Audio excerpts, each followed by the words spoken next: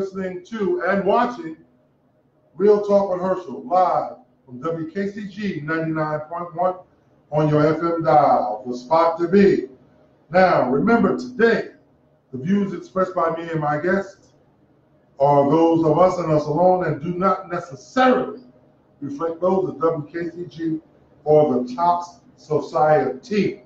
Now, I have in studio with me the lovely Miss Pam Curry, and what I will do is let you introduce yourself, Miss Curry. Tell us a little bit about yourself, please.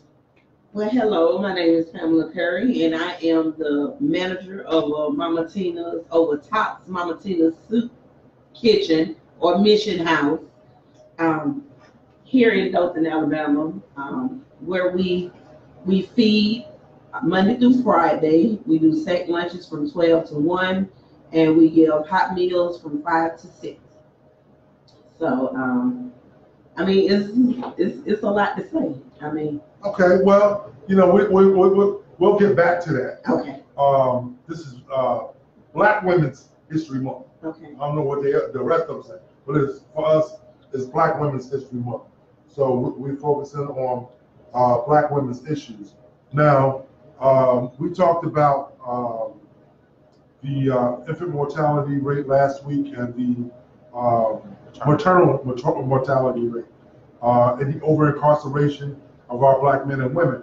I know a little bit about your background, and I want to ask you about your views on the incarceration situation here in Alabama with women. What you think about it? I'll expound on more questions. I'll let you, tell us a little bit about that. Okay, as far as speaking about women that are incarcerated here in Alabama, it's a lot of women. It's a lot of women that are incarcerated, and the numbers have went up over the years. I am a formerly incarcerated person, so I can speak from experience when I tell you that it's not what a lot of people think. A lot of civilians have the misconception that, when you're incarcerated, that you have a lot of privileges, which you don't. Right. I have been in dorms that held over 500 women in one dorm up at Tutwiler. And the notorious Tutwiler. Yes. So why is it notorious? Because it's a lot of stuff that goes on at Tutwiler. For number one, that's the only women's prison that we have in the state of Alabama. For number one, and by the number of women that are incarcerated now, that doesn't help. So of course, it's overcrowding problems. And when I was there, because I got incarcerated in '96, I made it to Tutwiler in '97, and I was there from '97 all the way up to, well, not necessarily at Tutwiler, but I was incarcerated total of 11 years. But my full time wasn't all there. I went from Tutwiler, and they shipped us, yes, because of the overcrowding, they shipped us to these private prisons that y'all are hearing about. I'm telling y'all from experience, they do it. They woke us up at 10, 11 o'clock at night, told us to pack up our stuff. We didn't know what was going on. Just took you out in the middle of the night. Just took us out in the middle of the night. They came and got us. I was on the first trip to Louisiana. Whoa, wait. They moved you out of state? They moved me out of state. Not just me, a lot of us. A lot of us that was incarcerated at that time, we got shipped in 2003. Yeah, now, 2003, we got shipped from Tutwiler to Louisiana. Listen, let me ask you something. I'm not trying to be insulting or anything. But who did you kill? I didn't kill nobody. You robbed a bank? I didn't rob a bank, but I had robbery charges, but not a bank. No. What I'm asking is, you're a non-violent offender, is my point, right? No, I'm considered violent because I have robbery charges. So and they moved you out. I'm trying to understand. I understand moving the worst of the worst to these maximum securities and things like that. But you weren't a risk. I mean, I understand about the charge, but you weren't a mass murderer. You weren't a threat to society like that, where you had to be put in maximum security, is what I'm saying. Well, you know, the way Alabama classifications is set up, and I do say this, the way that Alabama classifications are set up, if you have a Class A felony, you are considered violent. Regardless of what your crime is, if you are charged with a Class A felony, you are considered violent because they consider that a violent offense for it to be a Class A offense. So if you go to prison for murder, manslaughter, robberies, assault, if you get anything that's a Class A felony, you're considered violent in the state of Alabama. And they give you, now I can't speak for other counties, but here in Houston County, they give you high sentences. See, when I first went in, I went in with a total of 55 years. And I went back to court, yeah. Wait. Mm-hmm. Mm-hmm. You 55 years for robbery. That's why I asked you what because I'm not trying to be but again, 55 years for robbery. That's why I asked if you robbed a bank, if you killed some folks in the commission of, I would understand that. This is the thing that we're talking about in the state of Alabama. People outside Alabama understand this is a different place. This is a different place. And they're doing this to our women as well as our men. But they're doing it to our women right now, and it's going up. And if I may add, the reason why I asked that question about Tutwiler earlier is because way back, very recently in 2014, the Department of Justice actually had to investigate Tutwiler because the staff was openly sexually assaulting and raping the prisoners present. I'm glad that you brought that up because that's when they opened the investigation. Right. But it had been going on the whole time that I had been incarcerated. Wow. And I'm sure it had been going on before I was incarcerated. Wow. I mean, because a lot of people fail to realize it's the women's prison, but over 50% of the guards are men. Right. So quite naturally, if you got men that are there that's surrounded by women that are incarcerated, that they're in authority, and they come onto you in some type of way or make advances to you in some type of way, you don't have no rights. Right. And it's gonna be your word against theirs. And definitely not, they're not gonna go against a felon, a convicted felon for their guard. So it's a lose-lose situation. So basically you have to do what you have to do. Now I know of some incidences while I was there that I can speak on. It was even incidences there where the stuff went on with a guard where this girl, now I'm gonna tell you how smart she had to be about the situation. And I said kudos to her because I never had to go in that situation. I thank the Lord that I never did because I wouldn't have been that fortunate because I have a temper. I'm still praying about it. I'm still working on it. I'm better than I used to be. But she got, interacted with a guard. And it was mostly like an exchange blackmail type thing. But I'm gonna tell you what she did. And this was while I was there in Tutwiler. She performed oral on this officer. She kept it in her mouth, and when she got back to the dorm, she put it in a plastic bag. Nice. And I said kudos to her because that sparked so much stuff. And that opened doors to a lot of stuff. But I'm saying just that one incident, how many other incidents that you didn't have that chance to do that?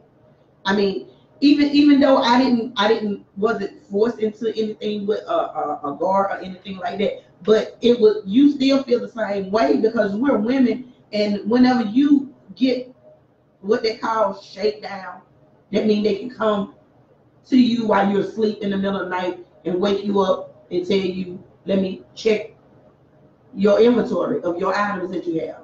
And if you have too many, then they can give you a citation, which you can't fight. A citation is you lose all privileges. You can't fight that. But if they give you a disciplinary, they have a hearing and all this and stuff.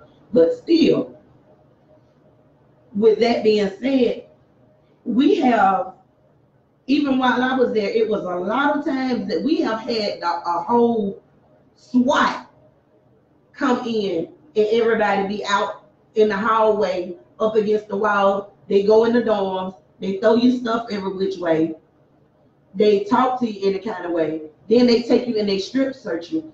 Excuse me. Excuse me. Like I said, mind you, the biggest of these people are men that are doing this to you.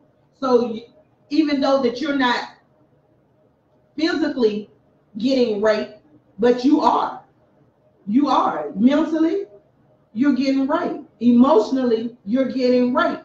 I mean, a lot of people don't look at it. It's a lot of stuff that go on behind the walls they don't want to talk about.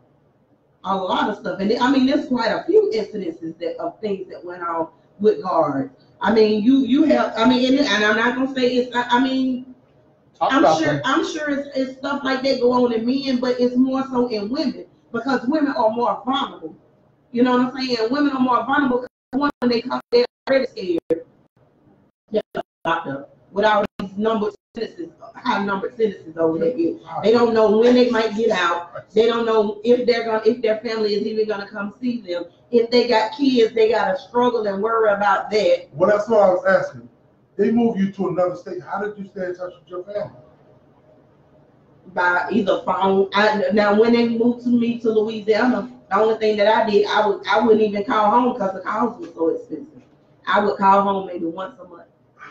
But as far as visitation, no, you can hang that up. Because we was so far into Louisiana, we was like only a couple of hours from the Texas line. We was down there where the rice fields was. You're down the line. We was way deep. I'm trying to think. We was past Slidell. We was down in there. And I mean, me personally, I still can't understand if I'm supposed to be up under the supervision of the state of Alabama. Right. Talk about it. How can they transport us, even though we're felons or whatever? Still, how can you transport us 2 states over? Now, if I was out here and I had committed a crime and they didn't catch me and I was a fugitive and I crossed 2 state lines, I would get charged for each state line that I crossed. So why is it legal for them to take us across 2 state lines to a private institution? See, a lot of people don't know about that. But they didn't do it to just the women, they did it to the men as well.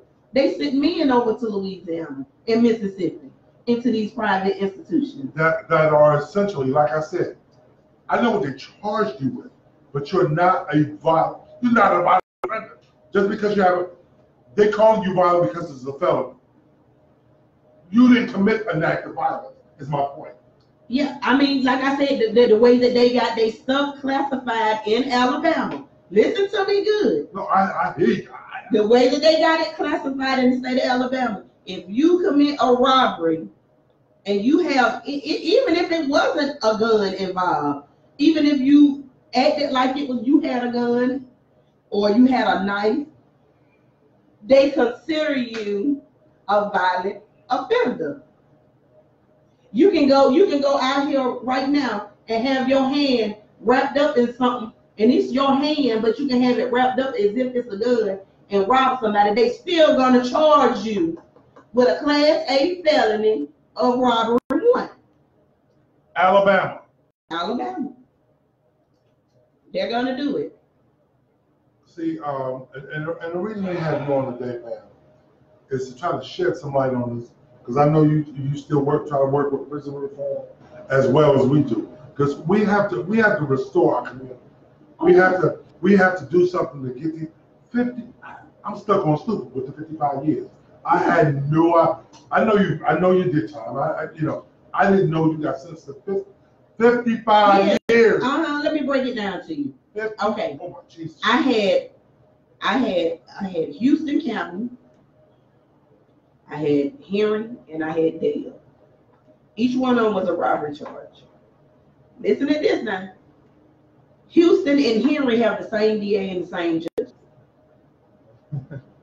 Listen to me. Yeah. Houston and Henry got the same DAs and the same judges. Henry sentenced me to 20 years on the charge that they gave me. Dale sentenced me to 20 years. Listen to the charge that they gave me. Houston waited to sentence me last because Houston and Henry, like I said, they got the same DA and same judges. So what Houston did is Houston gave me 35 years. Listen now. But they ran they 35 years CC concurrent with Henry.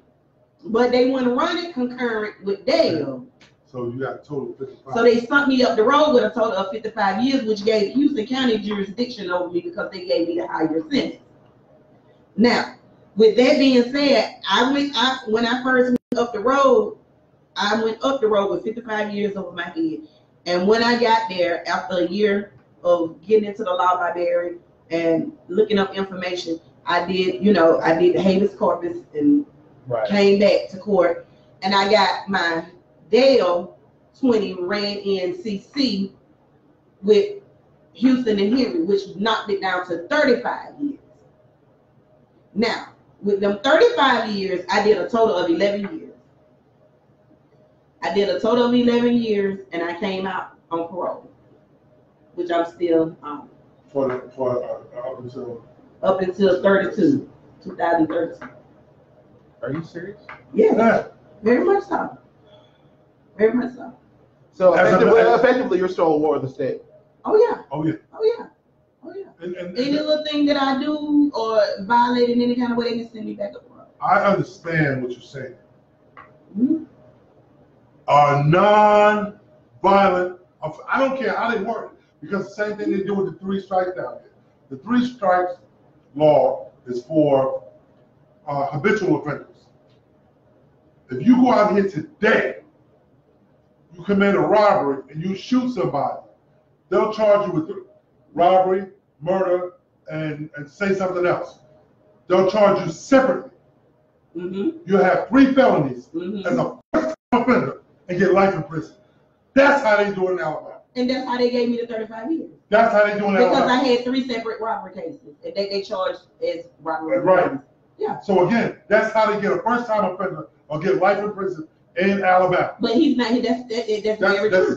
Because that's how I got the high number sentence that I had, because I had all robbery 1 charges. And they charge us separate instead of rolling them into 1 charge. Right. Which they do with other folks. Right. Which that was my first time. First time offender, 55 years. Mm-hmm. First time offender.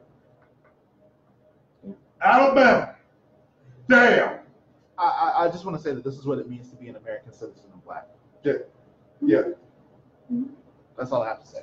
You know, I'm not ready speechless that often, but this here right here, we got to do that. No, I'm not speechless. I'm not going to say what I need to say on that. Yeah, but you know, this is why we got to do better. Yeah, and that's how come I can't stress it enough for young men and women to get out here and do your homework. Yes. If you do get in any type of trouble, before you go to court, do your homework.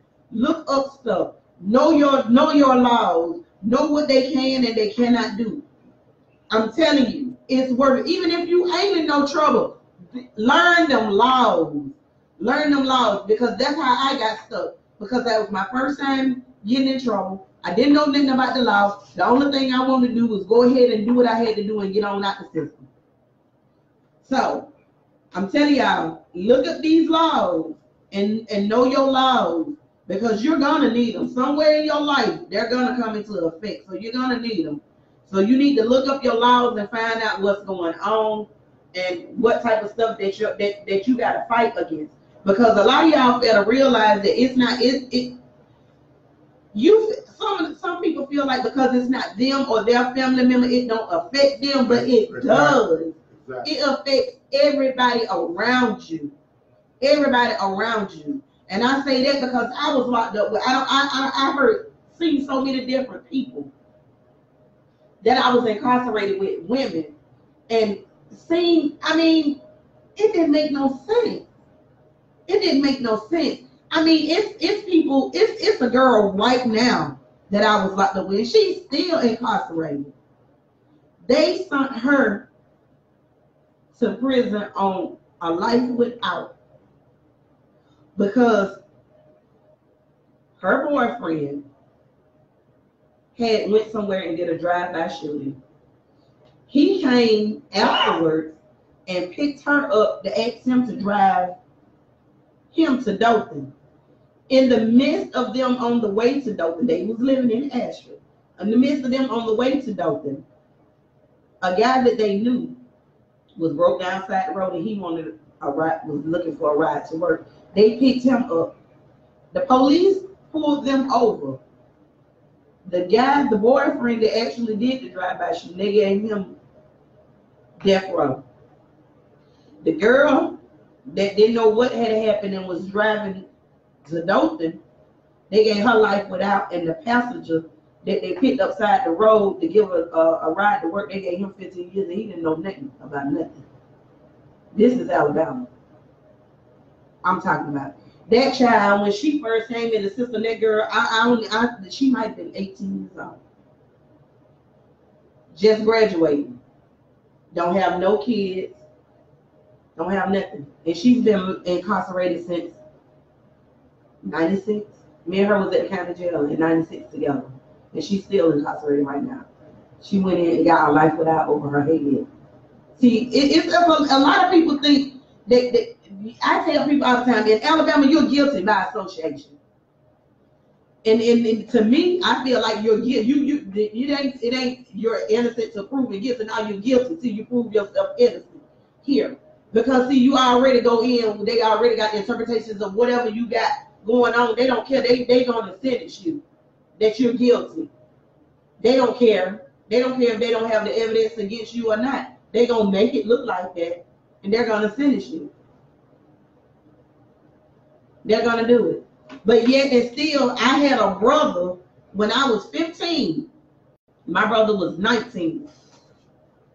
His baby mama, they got into an altercation and she stabbed him and killed him.